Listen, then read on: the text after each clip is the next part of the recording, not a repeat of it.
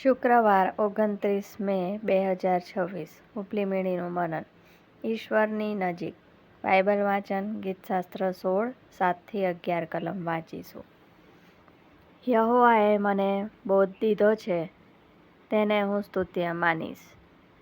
મારું અંતઃકરણ મને રાતને વખતે બોધ આપે છે. મેં મારી સન્મુખ યહોવાને નિત્ય રાખ્યો છે. તે મારે જમણે હાથે છે, તેથી મને ખસેડનાર કોઈ નથી. માટે મારું હૃદય આનંદમાં છે અને મારો આત્મા હર્ષ પામે છે.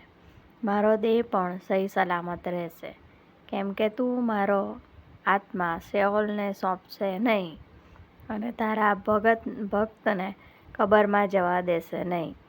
તું મને જીવનનો માર્ગ જણાવશે. તારી સન્મુખ સંપૂર્ણ આનંદ છે. તારા જમણા હાથમાં અનંતકાળ ટકનારા સુખદાયક વાના છે. આમેન. તું મને જીવનનો માર્ગ જણાવશે. તારી સન્મુખ સંપૂર્ણ આનંદ છે.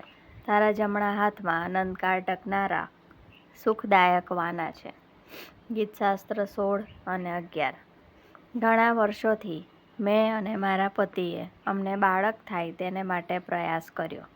હું હંમેશા અપેક્ષા રાખતી હતી કે અમને સરળતાથી બાળક થશે, પણ જ્યારે અમને બાળક ન થયું ત્યારે જાણે કે અમારી સાથે કંઈ ખોટું થયું છે તેવી લાગણી મને થઈ.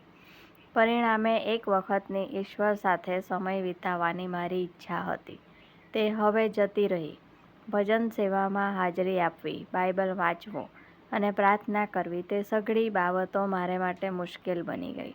હું ઈશ્વરથી દૂર જતી રહી. જો કે મારા મનમાં ઈશ્વર સાથે સંગત કરવાની ઈચ્છા થતી હતી, તેથી મેં મારી લાગણીઓ લખવાની શરૂ કરી. મારા અનુભવ વિશે પ્રામાણિકપણે લખતી વખતે મને લાગ્યું કે હું તે અન્ય લોકોને જણાવી શકીશ નહીં, પણ મને ફરીથી ઈશ્વર સાથે સમય ગાળવાની ઈચ્છા થવા લાગી. મેં વિચાર્યું કે હું ઈશ્વરની પાસે નથી, પણ મારા અંગત વિશ્વાસ પરથી મને મારા હૃદયના ઊંડાણમાંથી એવું લાગ્યું કે હું તેમની પાસે છું. હું ફરીથી એવું અનુભવવા લાગી કે ઈશ્વર મારી નજીક છે.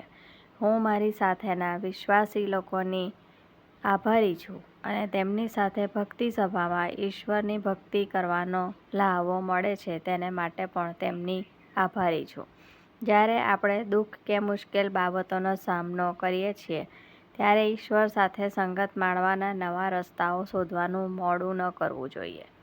આજનો સુવિચાર. ઈશ્વર સાથે સમય વિતાવવાની તકો મારી આસપાસ જ છે.